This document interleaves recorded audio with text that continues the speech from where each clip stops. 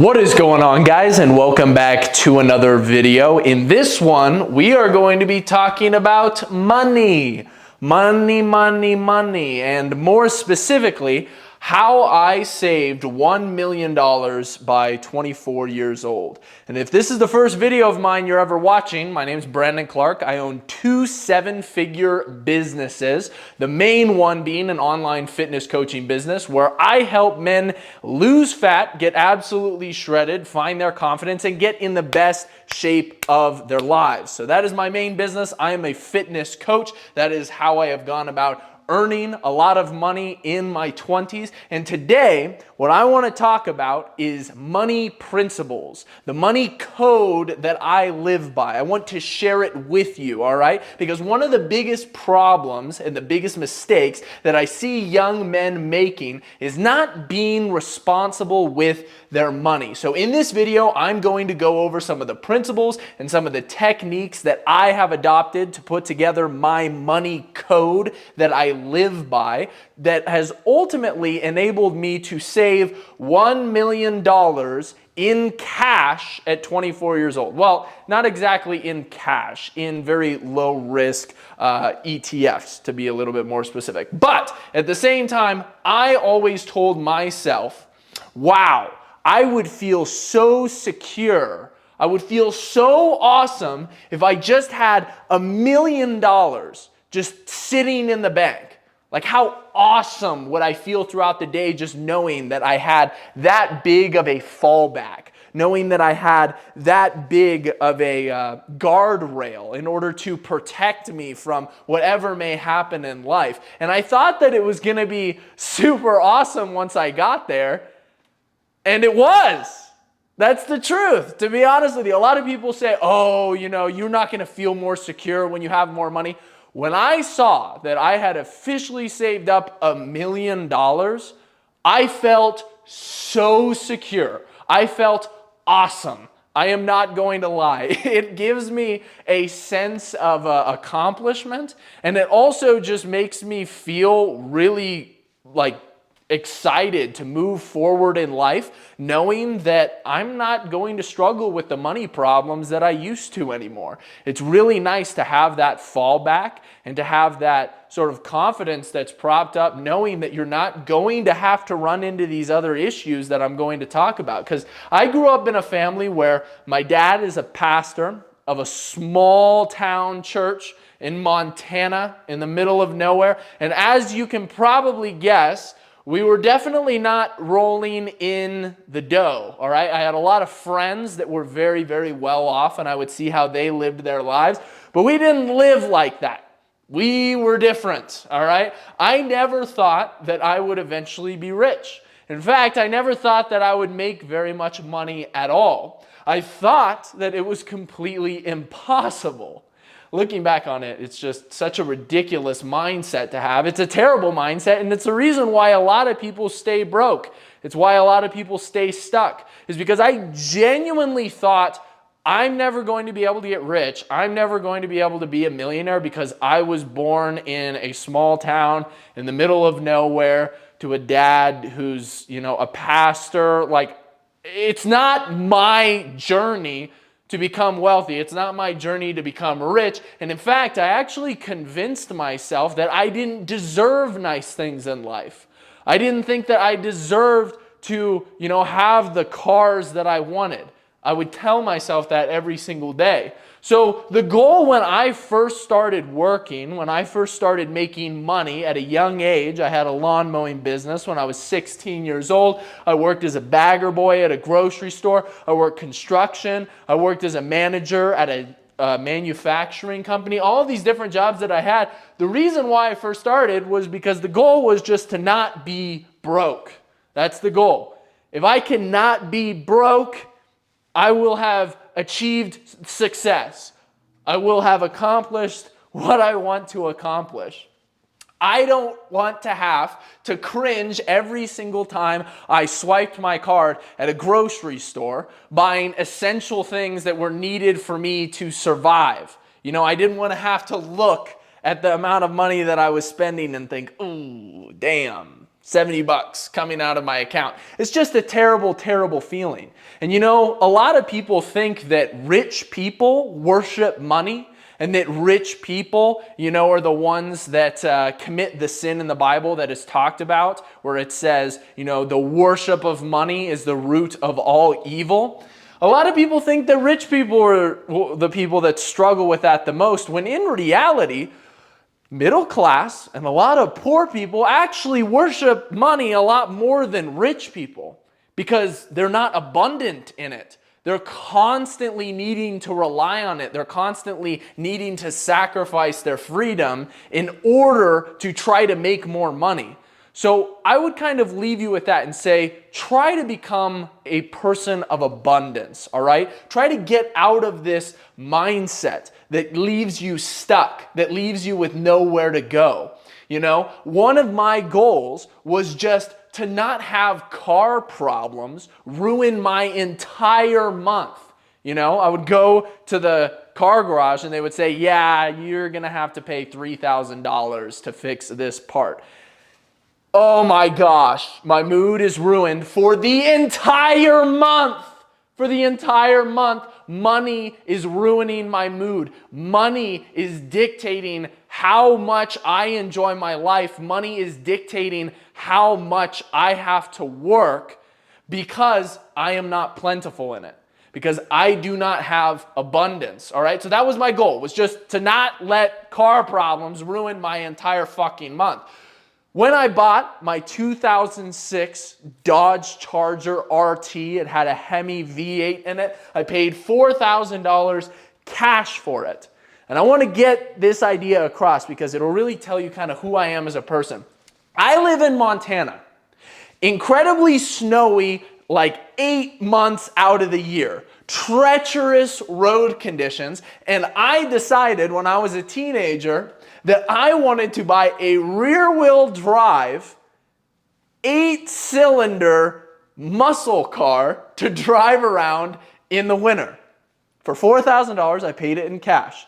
It was off of money that I had worked incredibly hard to save from my job at the time. I wanted so bad to have a car that I could be proud of, that I was willing to risk my life driving around a rear-wheel drive car on ice for 8 months out of the year, just because I wanted to take pride in the car that I drove. That's just how much I've always loved cars. I'm a big car guy. I really, really enjoy driving around cars that have high horsepower, all right? And fast forward to today, you know, I have my TRX sitting out in the parking lot. I have my Hellcat in the garage.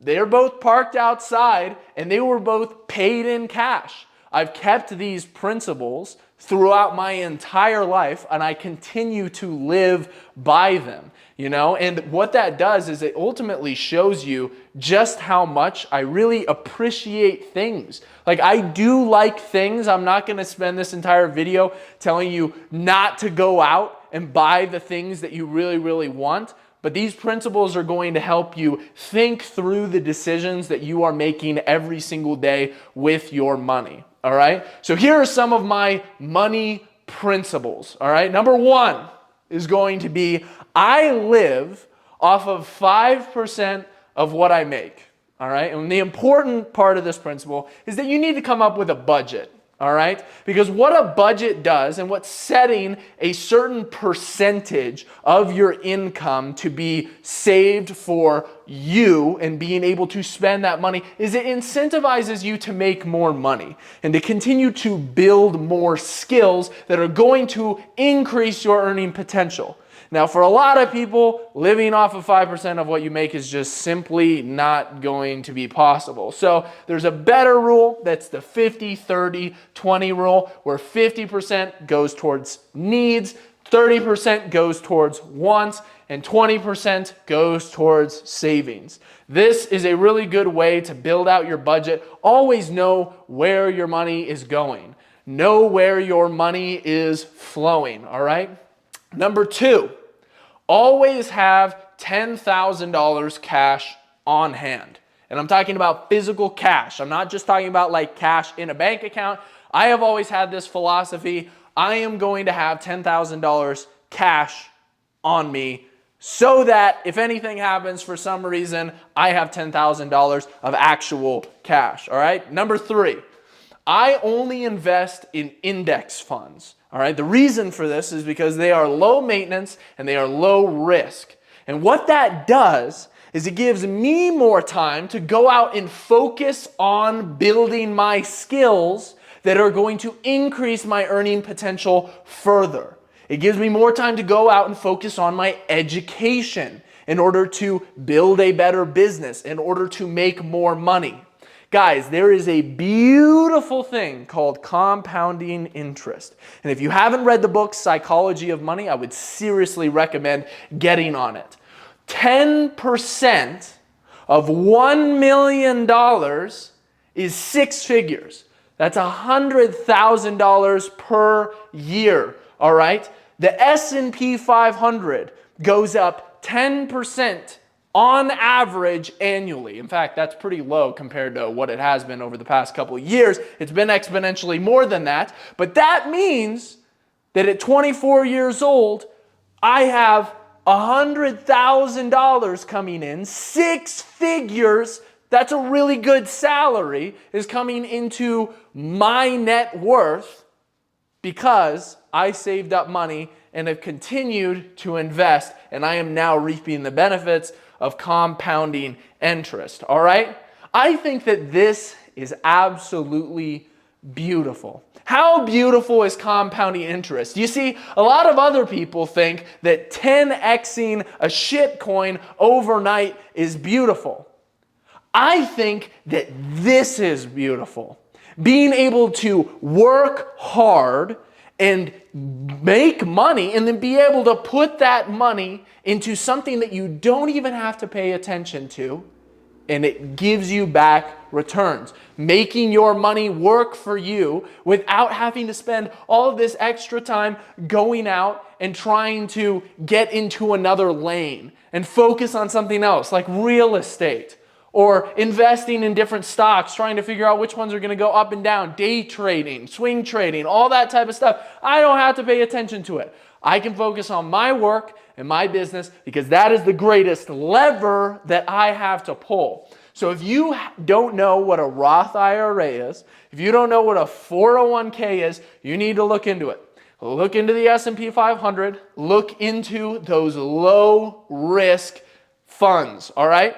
Number 4, get good deals and pay in full on depreciating assets. Like I was talking about with my cars earlier. I have paid in full for every single one of my depreciating assets, which are my vehicles, all right?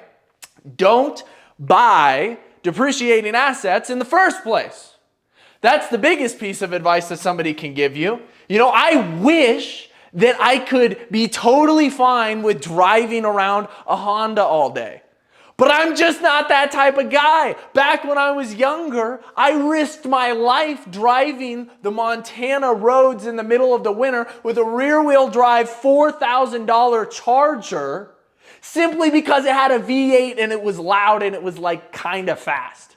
Like that's how much I love cars. So you can't tell me to just not go out and buy a car. But if I do, you bet your ass I'm going to pay in full for it. And you can bet your ass that I'm going to find a good fucking deal on it. All right? My Challenger that I bought was $7,000 below what it was listed at. It was $7,000 below the value of the actual car. Got a screaming deal on that one right before they decided to completely stop making Challengers anymore, which is awesome because what that means now is that my Challenger is actually worth more money. Very cool to have an appreciating car. My truck, I bought it for $14,000 under what it was listed for. $14,000. I shopped for these cars for months. I was looking at them. I was seeing if anybody else was going to buy these. I was watching the price come down. And so I found awesome deals. My Dodge Charger that I bought, my first car ever, I worked so long to save up $4,000 for it. That car, I sold 8 months ago when I bought my truck for $500 more than I bought it for 6.5 years ago. 6.5 years ago, I sold my Charger for more money. I bought it for $4,000. I sold it for $4,500 6.5 years later. At the peak of the car market, I sold it. Because I'm like, wow, everybody's paying ridiculous amounts for cars. I'm going to see how much I can get for my Charger. Sold it. There you go. Number 5, all right? Debt is going to stay under what I make in a month, all right? That is the goal. That is always the goal. And I think that this is something that you should implement as a principle. I'm not one of those guys that's going to say avoid debt altogether. Of course, it would be better to avoid debt altogether. But I am also a really big advocate of paying for your education, investing aggressively in mentors, and improving your skills to increase your earning potential. And I understand that some people are going to have to put their backs up against the wall. I understand that some people are going to have to aggressively go after pursuing those skills and building those up in order to increase earning potential. So I am all for that, but I think that your debt should stay under what you make in a month. So if you make $5,000 in a month, don't take out a loan for more than $5,000, all right? And then once you've taken that loan out, don't go and buy anything else, all right? When it comes to credit cards, I pay those off every single month. I really hate sitting in debt. That is just the worst thing ever. It's going to make you stressed out. It's going to decrease your quality of life. Oh my goodness. And if you are paying for education, if you are going to college as a young man, please, for the love of goodness, please be working while you are going through this, all right? Be working as you are educating yourself. Always be trying to build up skills, okay? That's what it's about. It's about the skills that make you the money. It's about becoming the type of person that is worthy of making a lot of money because you're incredibly useful to others. You're incredibly useful to society. You're incredibly useful to the company that you work for. Number 6, no buying drugs. No buying drugs, all right? I implemented this right around when I was 20 years old, 19 years old. I stopped vaping, so no more nicotine. Stopped paying for those products. They're ridiculously expensive. I stopped smoking weed, all right? I was like, I'm just not going to pay for this anymore, and then it'll encourage me not to do it anymore.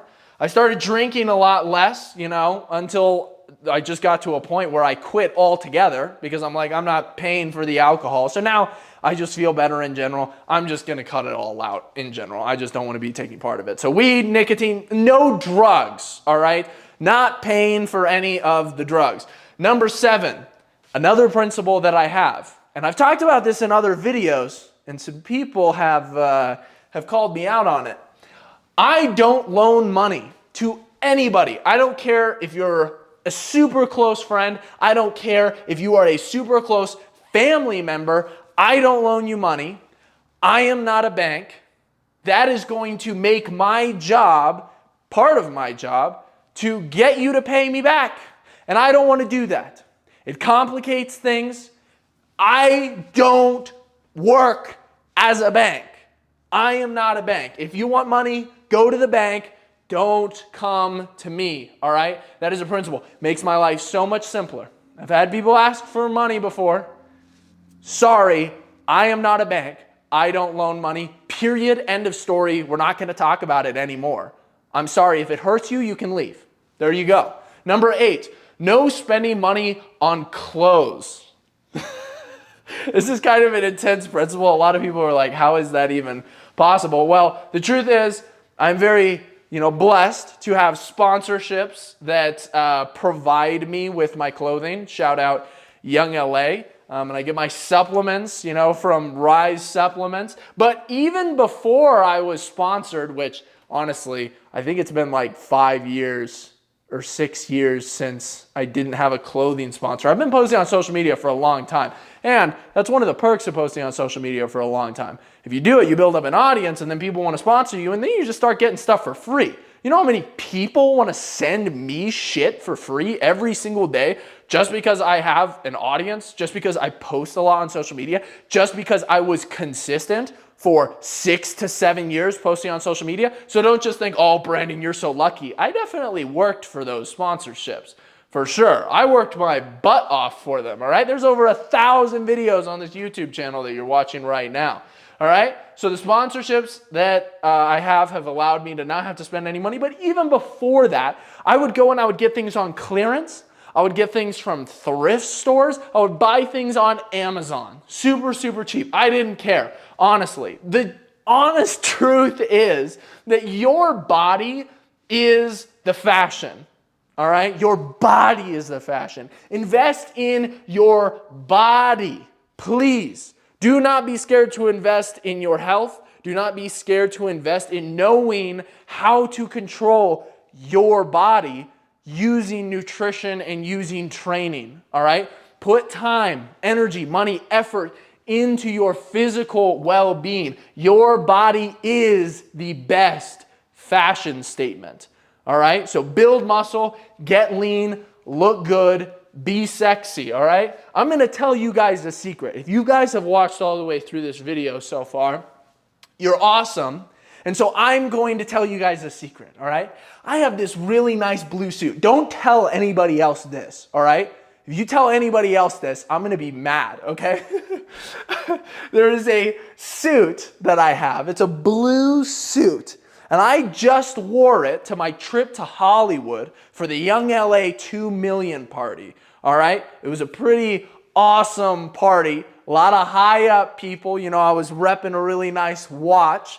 That suit that I get so many compliments on, people say, wow, dude, that suit is so nice. Where'd you get it? Where'd you get it? What brand is it? I got that suit for $15 at a thrift store. I'm not kidding. You can go look at the photos on my Instagram of what I look like in this suit. It's a nice suit. Got it for $15 at a thrift store. Don't tell anybody, but it proves my point of number one, just how frugal I am. And number two, that your body is the fashion statement, all right? So look good in the clothes. You don't need to always be obsessed about spending a ton of money on clothes that make you look good. You can find very, very cheap clothes that will complement your body well. Number 9, traveling. All right, when you are traveling, travel with friends to decrease expenses or use business as the excuse to travel. All right, this is what I like to do. You know, I said I went to Hollywood a couple weekends ago. I'm going to Miami next month because they're doing a block party down there for Young LA, and I'm turning it into a whole like ad shoot for my business. So when I travel, the cost is low because either one of my sponsors covers it or my business is also going to cover it. That is very, very nice. It's nice to travel with friends. In general, look for good deals, just like I was talking about with the depreciating assets. And ultimately, just keep travel to a minimum during your 20s. Really, really focus on skills, all right? And I keep saying that, but I want you to understand that when I say focus on skills, I'm not saying focus on your career in your 20s, you know, because what can happen is people get caught up in their career and just trying to like hang out at a company for as long as possible so that the company will give them more money, and they don't actually like get any better at doing their job. They actually don't develop more skills. And when that happens, your job might just can you. Your job might just fire you one day. I want you guys to all think about this. You think that you have job security because you collect a paycheck every single week. I used to think the same exact thing. And in fact, it was terrifying for me when I decided to become an entrepreneur because I was going out on my own now and I had to, you know, eat what I kill. You know, the money that I made was like money for my business that I sold. That's a scary feeling. But I think a lot of people have an artificial confidence that their company owes them something. And they think that their company is just going to continue to pay them. I know fitness coaches that were, doing a fitness coaching business on the side, and they were working their jobs, and they thought, oh, my company will never fire me. I make my company so much money. I do such a good job at my job. Canned the next day. They don't give a fuck, bro. They don't give a fuck about you. So build up your skills and make sure that those skills allow you to increase your earning capacity. Don't just focus on career in your 20s. Number 10, all right? This one's going to be a little bit controversial, maybe. Tithe. Tithe. Give your money. Give your money to God, all right? This is the one time in the Bible where God says, test me in this. God says that in the Bible. He says, test me in this. Give me the first fruits, and I will open the floodgates to you. I will open the floodgates. All right? So many people are Christians, but they don't understand this idea of sacrificing to God, of sacrificing to Him. Back in the Old Testament, they would take like 1,000 goats, like 1,000 cows. They would take so many animals and they would just burn them up. You know how much food that is? They would burn them on the altar. They would sacrifice them. They would sacrifice all of these animals instead of eating them. They would give the first fruits to God. So practice sacrificing to God. This is practicing submission to Him. Go read the story of Cain and Abel and just how much God loves when you give Him the first fruits. Please practice this. You will notice that the floodgates will open. Trust me. Practice giving to God. Number 11, limit your eating out. All right? Personally, I'm meal prep. I cook 6 pounds of ground beef every single time. I use my air fryer. It's super quick. It's super easy. Honestly, it's faster and it's way cheaper than DoorDash or Chipotle. So all the people out there that are like, dude, just go to Chipotle or do DoorDash or something like that. My way is easier. My way is faster. It's quicker and it's healthier because I know exactly what's going into my body.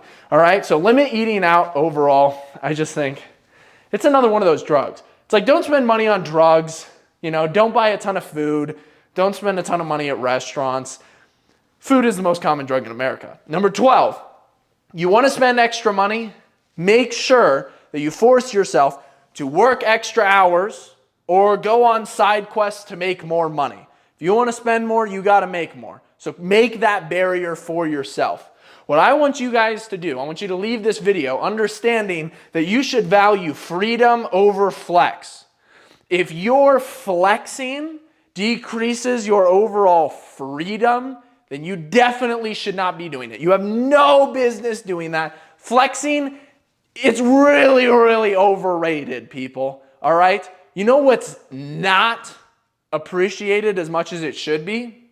Having that sense of security, and knowing even if shit hits the fan, even if my car just blows up, I will have no problem. That is extremely underrated. That's such a good feeling to just know, like, my engine could literally die and I could just put another engine in there.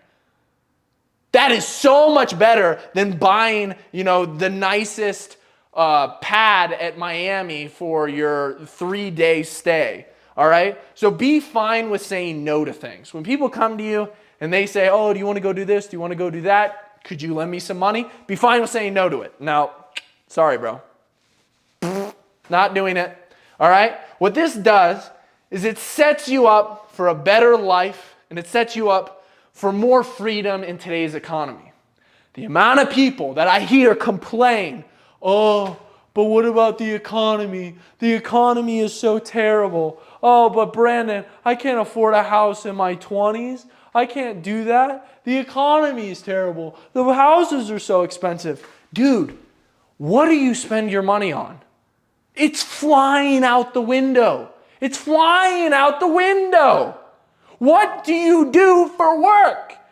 You don't take pride in your work. You do as little as possible to be able to collect the paycheck at the end of the month and not get fired. Please take responsibility. Understand that you have the ability to get ahead once you turn 18 years old.